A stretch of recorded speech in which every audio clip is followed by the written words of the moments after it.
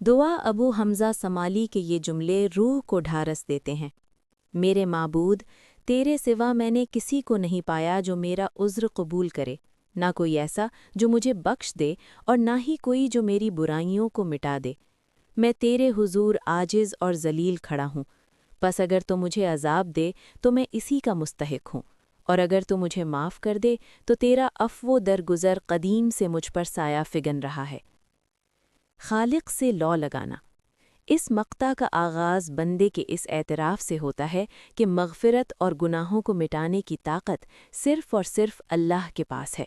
یہ ادراک بندے کی امیدیں غیر اللہ سے کاٹ کر اسے خالصتاً اپنے خالق کی طرف موڑ دیتا ہے، جس سے اس کے استغفار میں مزید تڑپ پیدا ہوتی ہے۔ نفس کے ساتھ سچائی اور بارگاہ الہی میں ادب۔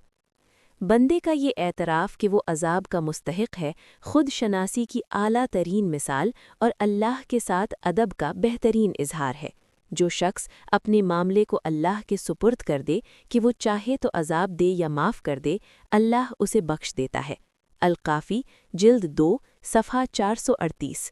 بندہ یہاں اللہ کے عدل پر ایمان لاتے ہوئے اپنی کوتاہیوں کا اقرار کرتا ہے۔ عفو الہی کا تذکرہ۔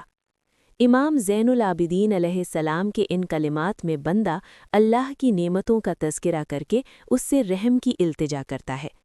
تیرا عفو قدیم سے مجھ پر رہا ہے کہہ کر وہ اللہ کی رحمت کو آواز دیتا ہے کہ اے اللہ، تو ہمیشہ سے معاف کرنے والا ہے، پس اس گنہگار پر بھی کرم فرما۔